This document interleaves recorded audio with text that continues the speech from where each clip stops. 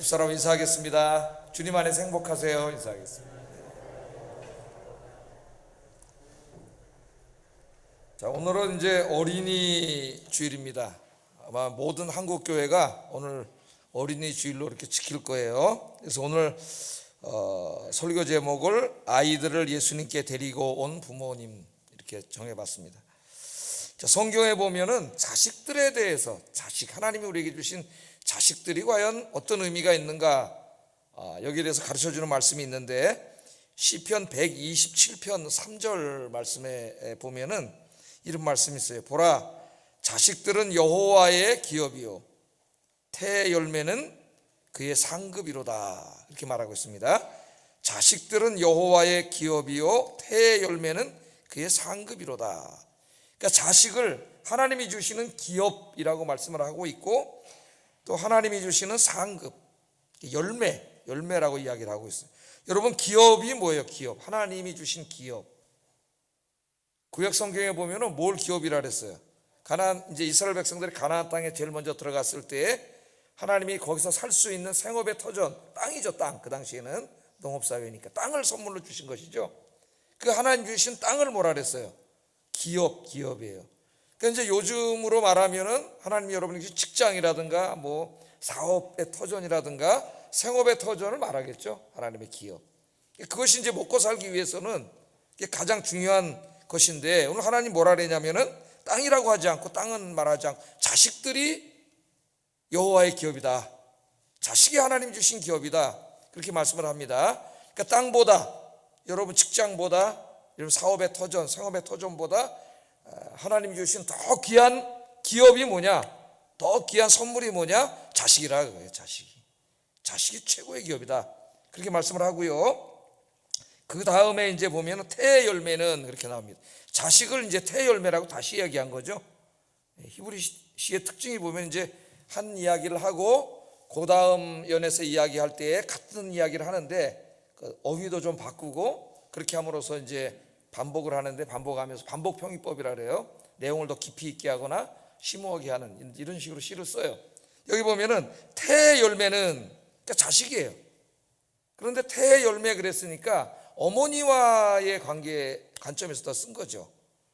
이제 어머니가 아이를 잉태하게 되고 10달 동안 아이를 잉태하고 있다가 이제 출산을 하게 되는데, 그 엄청난 어머니의 산고의 고통과 또 열흘 동안 아이를 잉태하는 고통이 있는 거예요. 그래서 사실 아이들은 아버지보다는 누구와 더 유착관계가 깊습니까? 엄마와 유착관계가 더 깊죠. 그리고 이제 어렸을 때 자랄 때는 아버지보다는 엄마의 영향을 훨씬 많이 받으면서 자라요. 물론 나중에 크면 아버지 영향을 받겠지만은 엄마의 영향을 더 크게 받아요. 그래서 유대인들은 엄마가 유대인이고 아버지가 유대인이 아니면 그 아이를 유대인으로 인정을 해주지만, 아버지가 유대인이고 엄마가 유대인이 아니면 유대인으로 인정해 주지 않습니다. 우리나라 북의 사회에서 거꾸로 하잖아요. 그 사람들이 지혜로운 거예요. 왜요? 아이의 가치관이 다 형성되는 중요한 시간은 아이는 엄마랑 있기 때문에 엄마가 누군가가 중요한 거지. 엄마가. 근데 이제 태의 열매는 그의 상급이로다 그랬어요. 그러니까 어머니가 그 산고를 통해서 낳은 아이를 열매라고 비유를 합니다. 열매는 뭐예요? 하나님이 주신 기업에 농사를 져서 거기서 이제 그 곡식이나 또는 과일나무에서 열매가 맺혀지는 거죠. 수고한 대가예요. 대가. 하나님의 선물인데 그 열매가 누구냐면 자식이라는 거예요. 태의 열매. 자식이라는 거예요. 그러니까 하나님이 주신 가장 소중한 기업은 자식이고, 또 하나님이 주신 가장 소중한 열매도 뭐라는 거예요? 자식이라는 거예요. 자식. 그 자식이 얼마나 소중한 존재인가, 그것을 이야기를 합니다. 오늘 성경이. 그래서 자식은 하나님이 주신 선물이면서 동시에 사명이라는 걸 잊으면 안 돼요. 사명. 여러분에게 주신 가장 귀한 선물은 자녀이고, 그 자녀는 선물이면서 동시에 사명입니다. 그래서 우리가 이 하나님 주신 이 선물인 자녀를 하나님이 기뻐하신 자녀로 잘 양육해야 돼요. 하나님이 맡기신 사명이 우리에게 많이 있죠. 교회를 섬기고 복음을 전하고 많은 사명이 있는데, 그 모든 사명 중에서 제일 중요한 사명이 자식에 대한 사명이에요. 자식을 하나님 말씀으로 잘 기도와 말씀으로 양육해서 하나님 기뻐하시는 아이로 이제 키우는 거죠. 예? 여기 계신 분들은 엄마 아빠도 계시고 또 할머니 할아버지도 계시고 청년들은 이제 조금 있으면 결혼해가지고 또 아이를 낳게 될 것이고, 이 말씀 우리 모두에게 해당되는 굉장히 중요한 말씀입니다. 이제 이 자녀 교육에 있어서 이 세상 교육은 뭐 더 이상 말할 게 없는 것 같아요. 아마 우리 부모님들의 자녀에 대한 세상 교육에 대한 열정은 세계에서 아마 1등이 아닐까라는 생각이 듭니다. 1등. 예? 어머니들의 그 엄청난 좀 이제 부정적인 말로 하면 치맛바람이라고 하는데, 어머님들의 그 자녀 교육열이 엄청나게 크죠. 근데 요새는 이제 미국도 그러는 것 같아요. 우리나라 영향이 글로 갔는지, 이전에 안 그랬는데 거기도 지금 이제 입시나 이런 굉장히 심해지고 그렇습니다. 그래서 뭐 제가 따로 뭐 세상 교육에 대해서는 말씀드릴 게 없는 것 같아요. 여러분들 잘 아시기 때문에. 근데 이제 이 세상 교육도 중요하죠. 아이들의 세상 공부도 열심히 해서 자기의 미래 꿈을 키우고 또 사회 중요한 자리에 앉아서 영향력을 행사할 수 있고, 거기에 이제 하나님의 가르침을 적용해서 영향력을 행사하면 더 좋겠죠. 자, 세상 교육도 중요하지만 그러나 그것과 비교가 되지 않을 만큼 중요한 것이 자녀들의 신앙교육입니다. 신앙교육은 정체성 교육이에요. 내가 누구인지, 내가 왜 공부를 해야 되는지, 내가 왜 살아야 되는지, 내가 무엇을 위해 살아야 되는지, 이 근본적인 걸 교육하는 것이 신앙교육이에요. 신앙교육. 아무리 우리 아이들이 세상 공부를 잘하고 또 높은 자리에 올라갔다 할지라도 그 마음속에 하나님이 없다면은 그 아무 의미가 없는 거예요. 그게 무슨 의미가 있겠어요?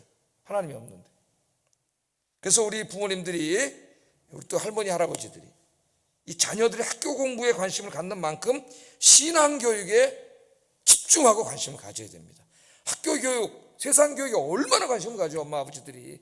진짜 그 피곤한데도 막 이 학원 저 학원 막 다 데리고 다니잖아요. 저도 이제 두 아이를 그렇게 키웠는데, 우리 아이들은 그렇게 뭐 많이 안 했기 때문에 힘들게 안 키웠지만은, 제가 이제 오래전에 중등부를 가르칠 때 보면은, 그때 저는 중등부를 가르치면서 처음 알았어요. 아이들이 아침에 학교 갔다 밤 12시에 들어온다는 걸 깜짝 놀랐어요. 그러니까 애를 안 키워보면은 목사가 몰라. 뭘 모르고 설교를 하겠대요. 깜짝 놀랐어. 아니 얘가 어떻게 삽니까? 내가 이렇게 질문했어. 나중에는 저 체육이 내신에 들어간다니까 체육도 이걸 하더라고. 체육도 가서 이걸 하더라고요. 예? 그래서 그런지 몇 년 전에 우리 교회하고 이제 어디 변호사 하는 연세대학교 로스쿨 친구들하고 운동시합을 한 적이 있는데, 그 변호사 되려고 온 애들 아니에요. 로스쿨 머리도 좋은 애들인데 축구를 다 잘해요. 제가 깜짝 놀랐어요. 야, 이 애들 운동도 잘하네? 그런 생각을 가졌어. 이 세상 교육에 이렇게 막 신경 쓰잖아요.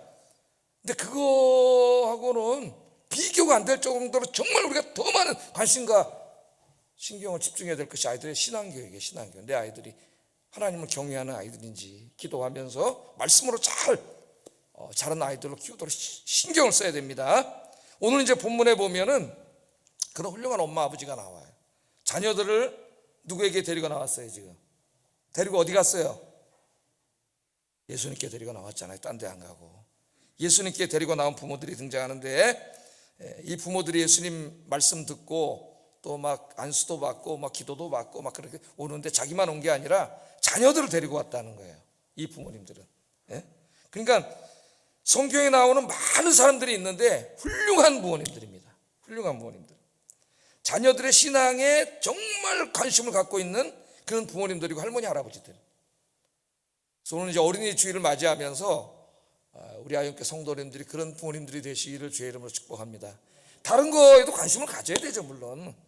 그러나 제일 중요하게 관심을 가져야 될 게 신앙이라는 거예요. 신앙, 아이들의. 자, 오늘 보세요. 어느 날 이제 일단의 사람들이 자녀들을 데리고 예수님을 찾아왔습니다. 13절 한번 읽어보겠습니다. 시작.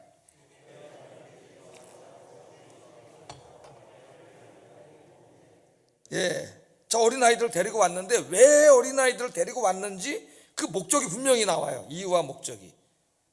그냥 가야 되는데 아이들이 어려서 좀 불안하니까 데리고 나온 게 아니에요. 왜 데리고 나왔어요? 분명히 목적 있죠. 예수님께서 안수하고 기도해 주심을 바라고 데리고 나왔습니다. 그러니까 자기만 온 게 아니에요. 자기만 말씀 듣고 기도받으러 온 게 아니라 우리 아이들, 내 자식들, 너무 사랑하는 내 자식들이 예수님께 가서 예수님 천국 복음 전할 말씀 듣고 안수기도 받게 하려고 데리고 온 거예요. 예수님 만나게 해주려고.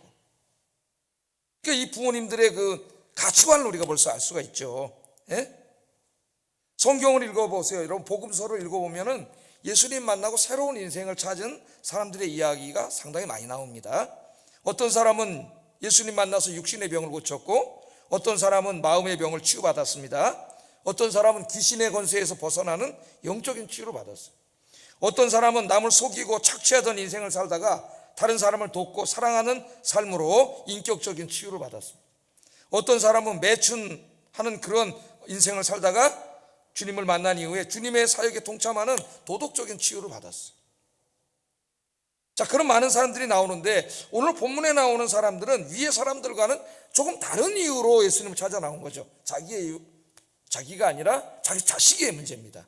자식의 문제. 자식을 위해서 뭐 그때나 지금이나 해주고 싶은 게 많고 데려가고 싶은 데가 많겠죠. 근데 이 부모님들은 예수님께 데리고 온 거예요. 자, 이 사람들은 자신의 자녀들이 예수님의 말씀을 듣게 하고 예수님의 기도를 받게 하려고 아이들을 직접 데리고 예수님 찾아왔어요. 제가 일부 예배 때도 얘기를 했지만, 일부 예배 때는 우리 엄마 아빠하고 아이들이 같이 성가대를 했어요. 아이들이. 제가 이렇게 이제 올라오는데 4층에서 아이들 합창 소리가 크게 들려가지고 애들이 지금 성가 연습할 시간이 아닌데, 그리고 올라왔더니 그 4층에서 엄마 아빠들하고 연습을 하는데 엄마 아빠 소리는 안 들리고 아이들 찬양이 그 맑은 소리로 얼마나 크게 부르는지 깜짝 놀랐어요. 수요 예배 때도 우리 엄마 아빠하고 아이들이 한 30명 이렇게 나와서 이제 가족이 찬양을 했는데요. 회중 찬송을 부르는데 그날 그 내가 매일 기쁘게 술래의 길, 이 찬송을 불렀어요. 그러니까 1절을 부를 때는 애들이 곡을 모르잖아요. 찬송을 잘 안 부르니까. 조그맣게 흥얼하더니 벌써 음을 익혀버렸어요. 애들이 음악 천재야. 2절부터는 찬송을 부르는데 얼마나 크게 부르는지 제가 전율이 왔어요. 근데 조금도 과장 안 해요. 진짜예요. 너무 은혜를 받았고, 정말 성령 충만한 찬송 소리야. 아이들의 또 성가대 부르는데 그 아이들의 찬양 소리가 얼마나 크고 청명하게 들리는지, 야, 찬양은 이렇게 해야 된다. 요한계시록 4장 5장에 나오는 그 천군 천사들의 찬송 소리 같아요. 찬송을 부르는데 가끔 오예배 와서 애들이 야 그러잖아요. 그 소리예요. 그 소리. 이 아이들이 엄마 뱃속에서부터 계속 교회 나오면서 영화부터 예배 드리고 자란 아이들. 뭔가 달라. 뭔가 달라요. 그 부모님들이 매일 아이들 교회 데리고 와요. 예배 드릴 때마다. 오늘 여기 보면은 이 부모님들이 바로 그런 교육이죠. 그래서 우리는 오늘 이 본문의 분들에게 자녀들의 신앙교육의 중요성에 대해서 배워야 됩니다. 예수님의 공생의 기간 동안에 정말 많은 사람들이 예수님 찾아왔는데 오늘 예수님은 특별히 이 부분을 강조하고 있어요. 자녀들을 데리고 왔던 이분들. 자, 그 신앙교육의 중요성을 가르쳐 주는데요. 그러니까 자녀들의 인생에서 예수님을 만나고 예수님의 말씀을 듣고 배우고 예수님께 기도받고, 이것이 자녀 인생에 제일 중요하다는 걸 알고 있는 사람이에요. 다른 게 중요한 게 아니라 이게 제일 중요하다는 거. 미국의 역대 대통령 중에서 이제 가장 훌륭한 지도자 대통령, 역대 대통령으로 뽑으면 항상 링컨이라는 사람이 뽑힙니다. 링컨. 뭐 노예 해방한 대통령, 우리 그렇게 알고 있죠. 근데 이 링컨은 이제 온갖 반대를 무릅쓰고 심지어는 전쟁을 하면서까지 노예 제도를 폐지시키고 노예들에게 자유를 준 위대한 대통령, 정치인으로서 우리에게 잘 알려져 있으면서 동시에 그리스도인들에게는 기도와 말씀으로 백악관을 기도실로 만들었던 훌륭한 신앙인으로 또 잘 알려져 있어요. 자, 링컨이 자서전이나 이런 전기를 보면 이렇게 훌륭한 신앙인이여 정치인이 될 수 있었던 데에는 그의 어머니의 신앙교육의 힘이 가장 컸다고 이야기합니다. 낸시 여사인데요. 낸시 여사. 신앙교육이. 자, 링컨의 집은 여러분이 잘 아는 것처럼 굉장히 찢어지게 가난한 집이에요. 그리고 산속에 살아가지고 학교를 가지도 못해서 공교육, 초등학교도 못 나왔어요. 제대로. 그러니까 이제 엄마가 그 산속에 오두막 통나무 집이라는 통나무 집에서 그 성경 말씀을 가르치고 예배를 같이 드리고 찬송을 가르치고 이렇게 이제 가르쳤어요. 여러분, 이제 학교 교육도 중요하지만은 최고의 지식이 뭐예요? 최고의 지식과 진리가 담긴 게 성경 말씀이에요, 여러분. 성경 말씀. 예? 이 세상의 지식은 인간의 머릿속에서 나온 거예요. 예? 법대 갔대. 그 인간이 만들어 놓은 규칙 연구한 거 아니에요? 별거예요, 그게 법이? 인간이 만들어 놓은 규칙을 연구한 거예요. 그냥 어려운 말을 써놔가지고 다른 사람 잘 알아듣지도 못하고 해석해가지고, 예? 또 애매하게 많이 써놔가지고 여기저기 적용하고 막, 예? 이래 되잖아요. 하나님이 주신 진리 말씀이죠. 그 어머니가 어린 링컨에게 학교 교육은 못 시켜줬지만 하나님 말씀을 가르쳐 줬어요. 요새 아이들이 그런 가정에서 태어나면 나는 흙수저야 그러면서, 예? 자기 비하하고 막 힘들어하고 막 그렇게 사는데 잘 들어야 돼, 하나님 말씀. 그래서 이제 오후에는 프로그램을 쳐 찬송가를 불러주고 또 이제 성경 이야기들을 쭉 해줬는데, 링컨이의 이야기를 어머니가 이제 성경 이야기를 해주는데 어려운 가운데서도 역경을 극복하고 훌륭한 지도자가 되었던 성경 인물들, 요셉이라든가 모세, 다윗, 이런 얘기를 굉장히 많이 해줬대요, 성경 이야기. 그러니까 그런 인물들에 대한 그 존경심, 그게 자기의 이제 하나 이상으로 자리 잡은 거죠, 이 어린아이가 자라면서. 그러니까 이제 정규 교육은 못 받았어도 어떻게 보면 더 중요한 걸 어려서부터 공부를 한 거예요. 근데 이제 이렇게 아이들을 키우던 이 낸시 여사가 링컨이 10살 때 풍토병으로 죽습니다. 안타깝죠. 10살, 아이가 10살 남겨놓고 이제 죽게 되는데, 그 임종하기 직전에 이제 낸시 여사가 10살 먹은 아이 얼마나 불쌍해요. 예? 그거 놓고 어떻게 눈을 감겠어요, 부모가. 제가 이제 좀 나이를 먹고 보니까 옛날에 전혀 그런 생각이 없었는데, 죽음에 대해서 생각을 해보면은 옛날에 내 걱정만 했는데 이제는 나는 뭐 죽으면 천국 가고 그런 생각이 있지만은, 내가 떠나면 우리 아이들을 저놈들이 살 수 있을까? 이런 생각이 들더라고. 이런 생각이. 그래서 내가 이제 좀 나이가 먹어가나 보다 이런 생각이 들어요. 10살 먹은 놈을 놓고 가는 엄마의 마음이 어떻겠어요. 근데 이 엄마가 이 정규에 보면 이런 말을 하고 돌아가셨다 그래요. 한번 제가 읽어드리겠습니다. 여기 나올 거예요. 사랑하는 링컨아, 이 성경책은 내 부모님으로부터 물려받은 것이다. 내가 여러 번 읽어 많이 낡았지만 우리 집안의 값진 보물이다. 나는 너에게 100에이커의 땅을 물려주는 것보다 이 한 권의 성경책을 물려주는 것을 진심으로 기쁘게 생각한다. 링컨아, 너는 성경을 부지런히 읽고 성경 말씀대로 하나님을 사랑하고 이웃을 사랑하는 사람이 되라. 이게 엄마의 마지막 부탁이다. 약속할 수 있지. 10살을 놓고 세상을 떠나는 엄마가 부탁한 거예요. 근데 여기 보면은 하나님을 사랑하고 이웃을 사랑하는 사람이 되라. 돈 많이 벌어서 훌륭한 사람이 되라, 출세해라, 성공해라, 이런 말을 한 게 아닙니다. 우리 부모님들이 뭐라 그래? 야, 공부 열심히 해라. 공부해서 남주냐 임마. 너 잘 먹고 잘 살라고 공부하라는 거야. 그렇게 이야기함으로써 성경의 가르침과 전혀 반대되는 이야기를 하는 거예요. 하나님은 공부 열심히 해서 하나님 사랑과 이웃 사랑하면서 나눠주면서 살라고 얘기하는데 너 잘 먹고 잘 살라고 공부하는 거야. 그럼 얘가 그런 말을 듣고 공부한 애들이 오늘날 저 높은 자리에 앉아서 저렇게 하고 있는 거예요. 예수님 닮은 인간이 된 게 아니라 괴물이 된 거예요. 괴물이. 머리는 좋은지 모르지만, 돈은 벌었는지 모르지만, 높은 자리에 앉았는지 모르지만 비인간적인 모습을 보이고 있는 거죠. 그런데 하나님 사랑하고 이웃을 사랑하는 사람이 되라. 이거 엄마한테 약속해줘. 성경책 읽고. 그럼 얼마나 훌륭해요. 여러분, 하나님 사랑과 이웃 사랑은 10계명의 요약이면서 성경 66권의 요약이에요. 그걸 딱 요약하면서 엄마가 하나님 사랑하고 이웃 사랑하는 사람을 살아라 그랬잖아요. 그러니까 이 말씀을 엄마의 유언이기 때문에 10살에 들었지만 잊지 않습니다. 이건 잊혀지지 않아요. 엄마가 돌아가시면서 한 말이기 때문에. 그 마음을 가슴에 품고 공부를 했으니 나중에 대통령이 되는데, 그 하나님 사랑과 이웃 사랑, 그래서 노예 해방을 할 수 있었던 거예요. 그 마음속에 성경을 읽으면서 엄마가 성경 가르쳐 준 거 마음속에 품고 있는, 그게 바로 하나님 사랑과 이웃 사랑이죠. 그런데 아프리카에 서서 잡혀온 사람들을 보세요. 피부 색깔이 단지 다르다는 그 하나 이유 때문에 강제로 잡아다가 노예로 부려먹고 비인간적으로 대하는, 하나님 앞에 얼마나 그게 큰 죄예요. 그렇기 때문에 이 사람이 노예 해방을 할 수 있었던 거예요. 그 마음속에 하나님 말씀이 있었기 때문에.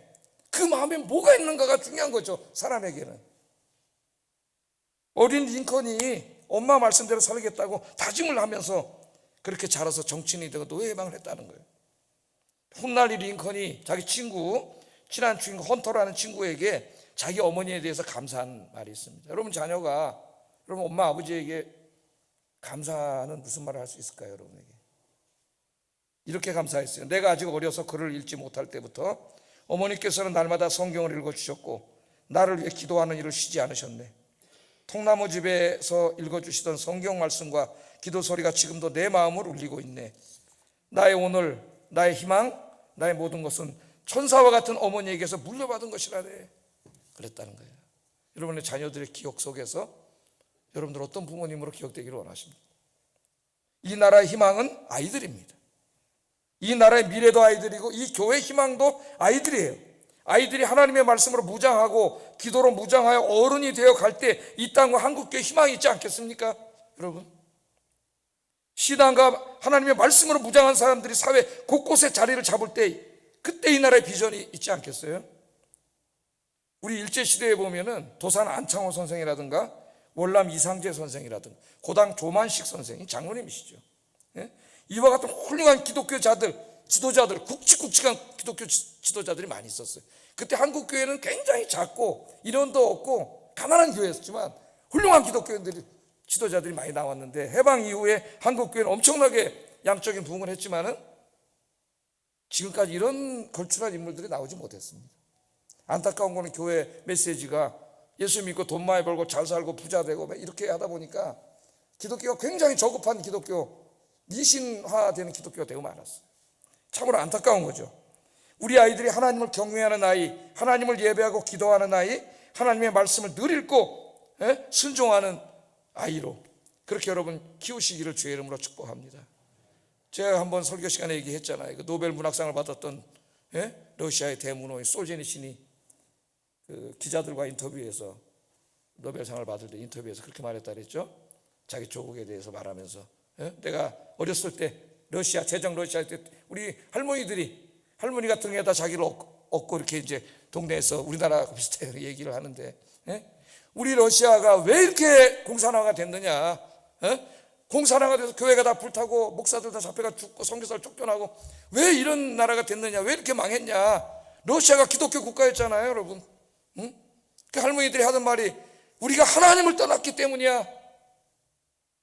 하나님을 떠났기 때문이야. 자기 등에서 어려서 들었다는 거예요. 하나님을 떠났기 때문에 이렇게 망했다는 거예요. 그 얘기를 하면서 솔제니친이 기자회견에 뭐라 그랬어요? 이 말씀은 지금도 동일합니다. 지금도 진리입니다. 하나님 떠나면 망하는 거예요. 나라도 망하고 가정도 망하는 거예요. 여러분, 여러분의 가정이 특별히 다 오늘 이 가정의 달을 맞이해서 지금 이제 뭐 떠나도 있고 다 중간에 방황할 수 있습니다. 오늘부터 기도하시면서 온 가족이 일가 기도되도록 기도하시고 있는 아이들을 말씀으로 잘 키우는 여러분 되기를 주의 이름으로 축복합니다. 근데 오늘 보면 제자들이 이 신앙교육의 중요성을 깨닫지 못하고 있어요.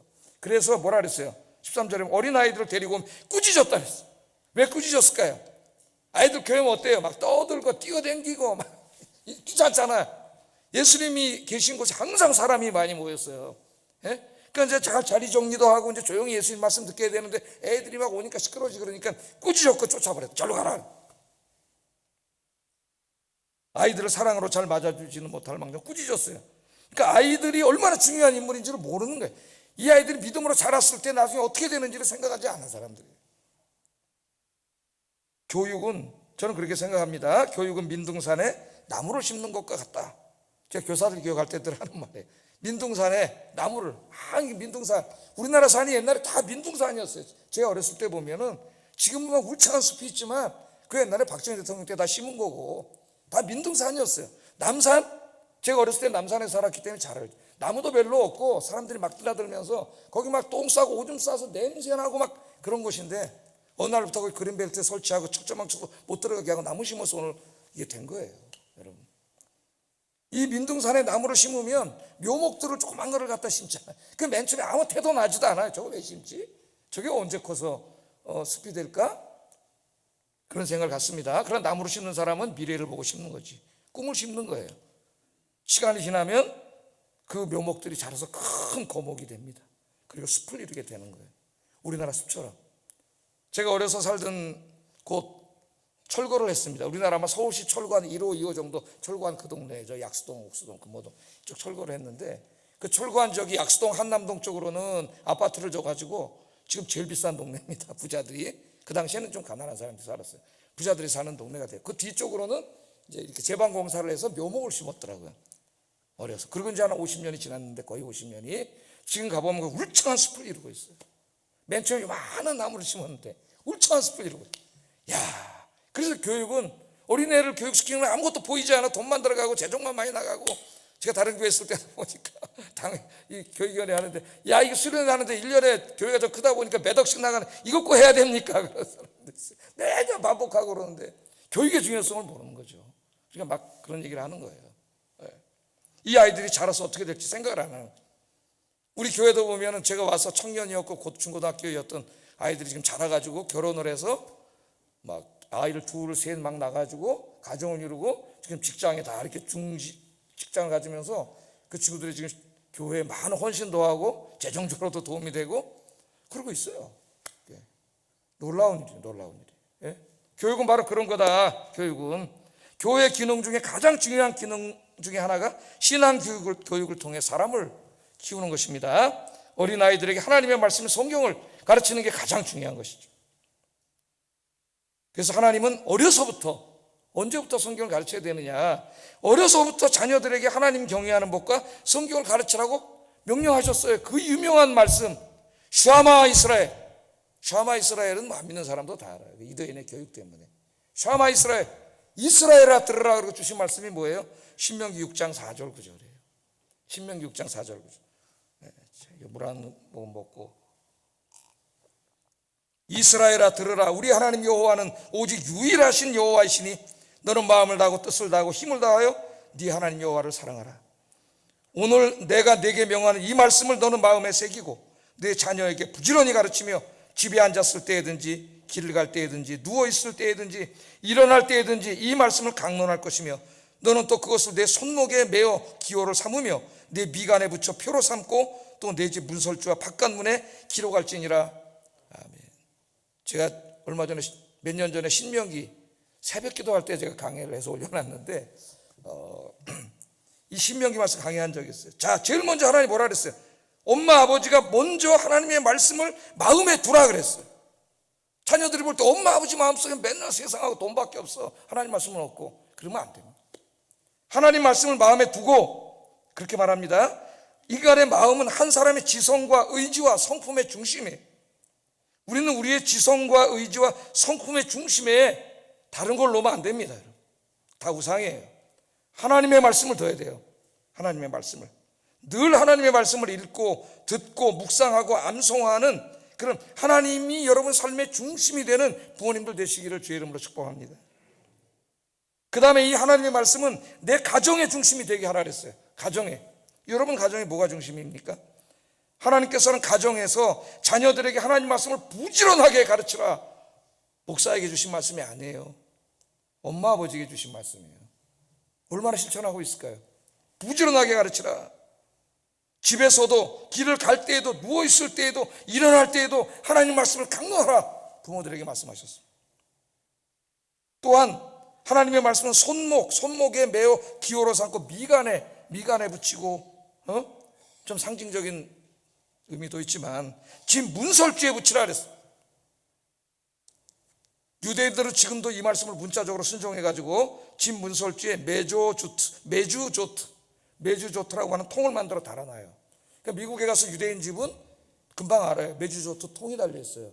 우리나라로 말하면 편지 한 통 같은 모양은 다 다른데 그 달려있고 그 안에 이 말씀, 샤마 이스라엘 말씀이 양피지에 써서 들어가 있습니다. 집을 들어갈 때도 나갈 때도 나올 때 하나님 말씀대로 살아야지, 들어갈 때 하나님 말씀대로 내가 살았나? 항상 그 집 문설주에 붙어 있어요. 문설주에. 또 바깥문에 붙이라 그랬어요. 바깥문은 공적인 업무를 처리하는 곳입니다. 법정이 열리는 곳이고 시장이 서는 곳이요, 정치와 사법과 경제가 있는 공적인 영역입니다. 우리 교회가 제일 잘못한 것 중에 하나가 공적인 영역과 신앙의 영역을 너무 분리시켰다는 거예요. 하나님의 말씀은 개인의 마음과 가정을 넘어서서 우리 공적 사회 모든 영역에 순종되어야 한다는 걸 가르치고 있어요. 그렇다면 우리 그리스도인들이 말씀으로 무장해서 공적 영역에 나가서 하나님 말씀을 이야기해야 되는 거죠. 지금 우리 공적 영역에서 하나님의 말씀을 거역하는 문화가 확대되고 있습니다. 우주와 인간의 기원에 관한 문제, 낙태 문제, 동성애 문제, 안락사 문제 등 하나님의 말씀을 거역하는 문화가 만연하고 있고, 이런 것이 입법화되고 있어요. 우리의 공적 영역에서 하나님의 뜻을 이루어 갈 그리스도인들, 하나님의 말씀으로 무장한 실력 있는 그리스도인들이 절실히 요청되고 있습니다. 공적 영역에서 입을 다물고 있으면 안 돼요. 그리스도인들이 진리의 말씀을 이야기해야지. 그 인류 역사상 이 신앙교육의 가치를 가장 일찍 파악했던 민족이 유대인들이라 그랬죠. 유대인들은 로마한테 나라를 빼앗긴 이후에 AD 70년에 거의 2000년 동안 나라 없이 떠돌아다녔습니다. 그러니까 한 민족이, 우리 문명사를 보면은 나라가 망하고 민족이 망한 다음에 다시 그 나라가 회복돼서 국가를 이룬 경우는 없어요. 이스라엘이 유일해. 그것도 2000년 만에. 2000년이면 다 없어지는 거예요, 사실은. 이 한번 우리가 서양사를 잠깐 보면은 유럽 사람들이 이 유대인들을 엄청 비판했죠. 중세 가톨릭 교회가 특별히 예수님을 십자가에 못 박은 놈들이라 그래가지고 위장 핍박을 했습니다. 중세 어려운 삶을 살다가 최근에 이제 교황하고 만나서 화해하고 뭐 그런 게 뉴스에 나오잖아요. 또 유럽 사람들은 개토라고 해가지고 금을 거서 유대인들은 그 안에만 살고 바깥에 못 나오게 했어요. 개 돼지처럼 그렇게 취급을 했고, 뭐 가장 악명 높은 것이 나치가 정권을 잡은 다음에 600만 명의 유대인들을 잡아다 가스실에서 정말 그렇게 처참하게 죽인 거죠. 천인을 공노할 일을 저질렀습니다. 그러나 그 험난한 역사 속에서 유대인들이 결코 사라지지 않고 오늘날 자기들의 국가를 이뤘다는 거예요. 1948년 5월 14일 오후 4시 약속의 땅 가나안으로 흩어졌던 이스라엘 사람들이 몰려왔습니다. 다 편안하게 살던 사람들이 와서 거기에 이스라엘, 하나님이 주신 언약의 이름 이스라엘이라는 나라를 세웠어요. 그리고 아랍 사람들과 엄청나게 많은 전쟁을 했는데 지금까지 굳건하게 이기고 있습니다. 유대인들이 지금 세계 곳곳에 흩어져 살면서 정치, 경제, 학계를 다 지배하고 있어요. 그러니까 우리나라도 이제 한국 전쟁을 겪었는데 6.25 사변을 겪었고, 거기는 이제 그런 2000 역사가 있는데, 그렇게 다 망한 잿더미 위에서 오늘날 성장해가지고 이렇게 강력한 국가로 성장한 유일한 두 나라, 대한민국과 이스라엘이에요. 대한민국과 이스라엘. 지금 미국에 사는 유대인들이 전체 인구 대비 3%밖에 되지가 않습니다. 그런데 유대인들은 미국의 경제계를 다 장악하고 있고, 노벨상 수상자의 30%가 유대인이에요. 여러분, 유대민족 얼마 되지도 않는데, 지금 월가에 그 유명한 미국의 금융권이 모여있는 월가의 그 CEO들의 상당수가 유대인들이에요. 그래서 그 월가가 있는 곳에는 유대인들의 명절이 되면 일주일 동안 놉니다. 쉬어요. 왜? 사장들이 유대인들이에요. 막강한 영향력을 미치고 있는 거죠. 그들이 미국의 입시 제도도 인종별 뭐 이렇게 해서 이렇게 좀 쿼터제를 둔 가장 큰 이유 중에 하나가 유대인들 때문이에요. 그냥 시험 봐가지고 머리 좋은 놈으로 들어가면 유대인들이 다 들어간다 그래요. 좋은 대학에. 어떻게 유대인들이 이렇게 할 수가 있었을까요, 여러분? 무엇이 유대인들을 이렇게 만들어놨냐? 유대인들에 대한 연구가 많잖아요. 특별히 유대인의 교육, 그죠? 안 믿는 사람들은 무지장 관심을 가져요. 자녀들 때문에. 유대인들의 교육 방법 다른 게 없어요. 신앙교육입니다. 신앙교육. 자식들에게 너는 거룩하신 하나님의 백성, 언약 백성이다 하는 이 자기가 누구인가에 대한 정체성 교육, 이것이 그 아이들이 자라면서 내가 왜 공부를 해야 되는지, 내가 왜 일을 해야 되는지, 내 인생의 목적이 무엇인지를 배우게 하기 때문에 공부하라고 하지 않아요. 거기는. 근데 애들이 공부해 스스로가. 왜? 자기 정체성이 분명하고 삶의 목표가 분명하기 때문이에요. 그 제가 한번 여러분 이야기해 주지 않았습니까? 그 유명한 사람이, 이 교육을 시작한 사람이 벤 자카이라고 하는 유명한 선생님이죠. 유대인 랍비인데 2000년 전으로 거슬러 올라갑니다. AD 70년에 이제 로마군에게 망할 때죠.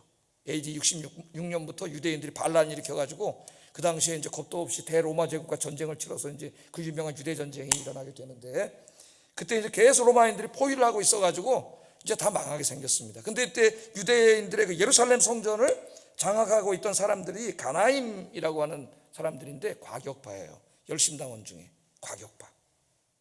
과격파가 나라를 장악하면 나라가 망합니다. 분명히 알고 있어야 돼요.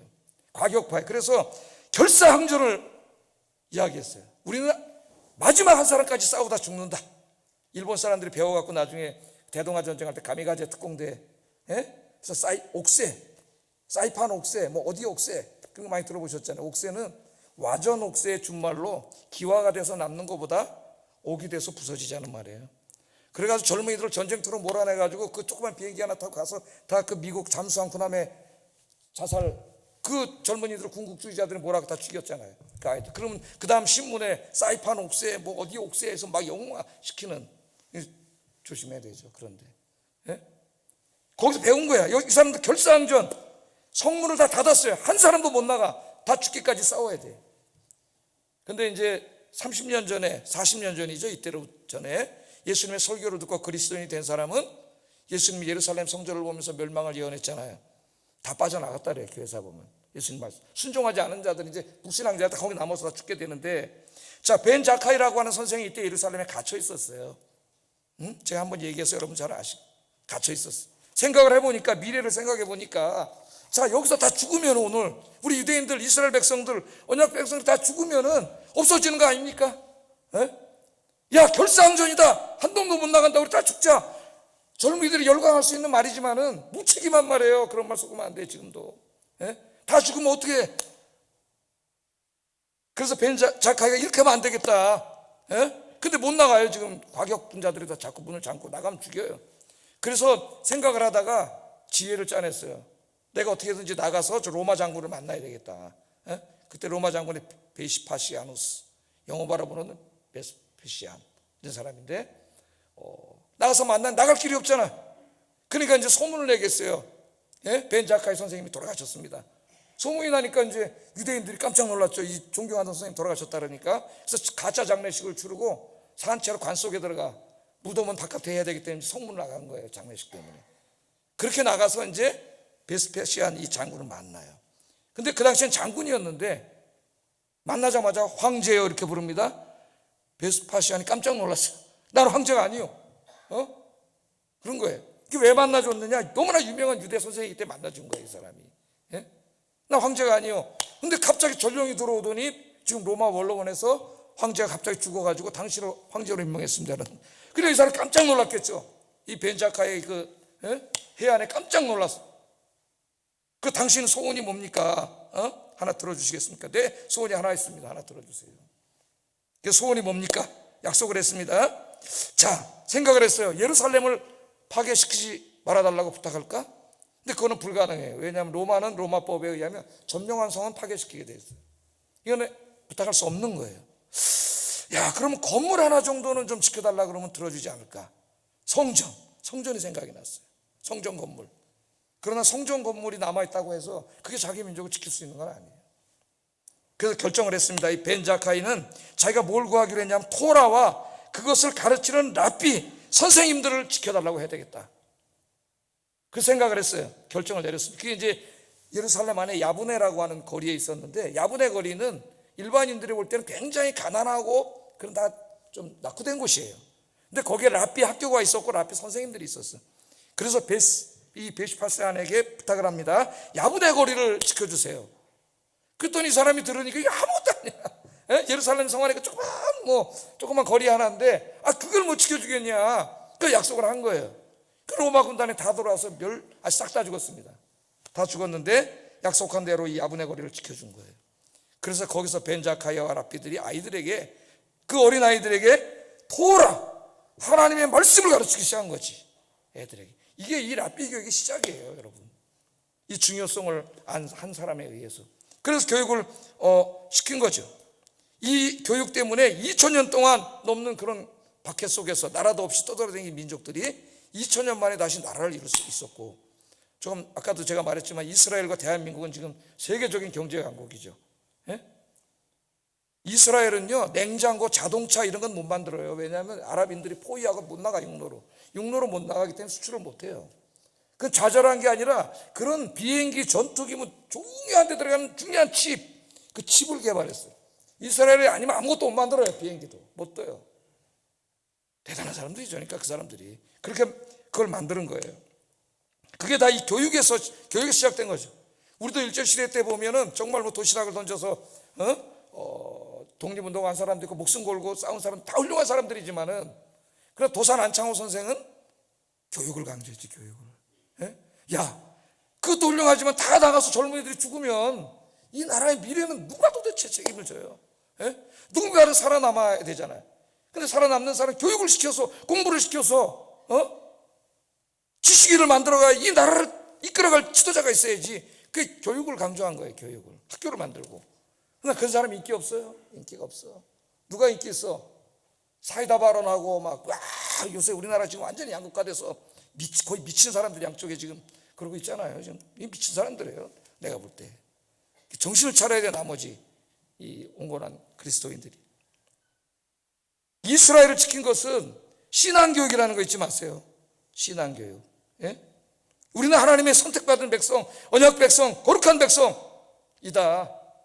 예? 언젠가는 하나님이 우리 민족에 복을 주실 것이다 하는 자기 정체성이 분명하기 때문에 2000년 동안 나라가 없어도 동화되지 않아요. 다른 데 가서. 유대인들은 동화되지 않습니다. 정체성 교육이 있기 때문에 안에서. 우리 아이들을 그렇게 키우면 세상에 나가도 동화되지 않아요. 세상에. 신앙의 자유를 찾아서 미국으로 건너갔더니 청교도들 있지 않습니까? 유명한 난. 청교도들이 신대륙에 도착했을 때 제일 먼저 뭐 했을 것 같아요? 집을 진 게 아닙니다. 관공서를 짓지 않았어요. 제일 먼저 교회를 졌어요. 교회를 져서 하나님을 예배하고 아이들에게 성경을 가르치고, 그 다음에 학교를 졌어요. 학교를. 성경을 가르치는 학교를 졌는데, 그때 세워진 학교가 지금 미국의 명문대 하버드, 예일, 프린스턴 다 기독교인들이 진 학교예요. 물론 지금은 변질됐지만 그때는 다 그런 학교들입니다. 그런데 어리석게도 제자들은 오늘 이 어린아이들 그 말씀에, 하나님 말씀을 가르치는 중요성을 알지 못하고 귀찮으니까 그냥 저리 가라. 안타까운 말씀이죠. 자, 예수님께서 어린아이들을 꾸짖는 제자들을 향하여 이렇게 말씀하십니다. 14절 한번 읽어보겠습니다. 시작. 천국이 이런 자의 것이니라. 예수께서 가라사대 어린아이들을 용납하고 내게 오는 것을 금하지 마라. 천국이 이런 자의 것이다. 아이들 쫓아보내지 마라. 어른들이 그렇게 많은데 그 아이들에게 관심을 가지셨죠. 예수님이. 아이들 쫓아보내지 마라. 아이들이 중요해. 교훈을 주십니다. 천국은 어린아이들 같은 거야. 그 말씀은 어린아이들처럼 순전하게 하나님을 믿는 사람들에게 천국이 주어질 거야. 그런 첫 번째 의미가 있어요. 그러나 그 다음에 더 중요한 의미가 있어요. 천국은 이런 어린아이들이 이 땅에서 이루어가는 것이다. 이런 어린아이가 누굽니까? 지금 부모님들이 예수님께 데리고 나와서 예수님 말씀을 듣고 예수님을 만나고 예수님 기도를 받고 이렇게 주님 안에서 자란 이 아이들이 이 땅에 하나님 나라를 이루어가는 위대한 일꾼이 될 거다, 그 말이에요. 성경에 보면 나오잖아요. 왕을 뽑을 때 하나님은 저 권문세가의 아들들 다 있었지만 아무에게도 관심 갖지 않습니다. 저 시골 베들레헴 저기서 양치는 목동 다윗에게 관심을 갖고 왕으로 세워줬어요. 왜? 걔는 하나님을 경외하는 아이이기 때문에. 예? 모세 지도자를 세울 때에도 많은 사람들이 있었지만 여호수아를 세웠어요. 왜? 여호수아는 기도하잖아요. 출애굽기에 보면 모세가 기도하고 나간 다음에 흠악에 들어가서 기도하는 청년이에요. 예수님 메시아를 탄생시키는 위대한 여성을 뽑을 때에도 저 예루살렘의 부잣집 여성들이 아니라 저 시골에 살고 있는 가난한 시골 동네 처녀 마리아에게 예수님 찾아가서 마리아를 통하여 메시아가 이 땅에 태어났어요. 왜? 그 하나님을 경외하는 여인이었기 때문에. 천국은 이런 분들이 만들어가는 겁니다. 구약 성경에 보면 하나님이 축복할 수 있는 권한을 두 사람에게 줬다 그랬어요. 하나는 제사장이고 하나는 아버지예요. 제사장은 목사고 아버지는 지금 우리 부모님입니다. 부모님. 여러분들 자녀들을 늘 끌어안고 기도해 주시고 말씀을 읽고 신앙교육을 시켜서 하나님 기뻐하시는 훌륭한 일꾼들로 세우시기를 주의 이름으로 축복합니다. 기도하겠습니다. 기도합니다. 예수님처럼 교회 안에 모든 아이들을 내 자식이나 손주처럼 여기고 사랑하고 축복하고 기도해주게 하소서. 내 아이들이 하나님의 말씀을 가르치고 내 아이들에게 하나님 말씀을 가르치고 하나님을 경외하는 법을 가르치는 부모가 되게 하소서. 내 아이들이 하나님을 경외하는 아이들로 잘 자라서 교회와 하나님 나라를 위해 크게 쓰임받게 하소서. 기도하겠습니다. 사랑하시는 아버지 하나님 감사합니다. 5월은 가정의 달이고 오늘 어린이 주일입니다. 특별히 어린이 주일을 맞이해서 하나님이 선물로 주신 이 너무나 귀한 우리의 기업이며 열매인 우리 어린아이들을 우리가 어떻게 하나님의 말씀으로 잘 양육해야 되는가 오늘 귀한 말씀을 통해 깨닫게 해주신 거 감사합니다. 특별히 우리 교회 어른들이 우리 교회에 나오는 모든 어린아이들을 내 친 자식처럼 손주처럼 사랑하고 귀하게 여기고 기도해 주는 부모님들이 되도록 인도해 주시옵소서. 내 아이들에게 하나님의 말씀을 가르치고 하나님을 경외하는 법을 가르치는 부모가 되게 하여 주시옵소서. 우리 아이들의 신앙 안에서 말씀 안에서 이렇게 잘 자라서 하나님 나라와 교회를 위해 크게 쓰임받는 아이들로 성장하도록 이런 꿈을 갖고 아이들을 키우도록 주님께서 붙잡아 주시옵소서. 예수님 이름으로 기도드립니다.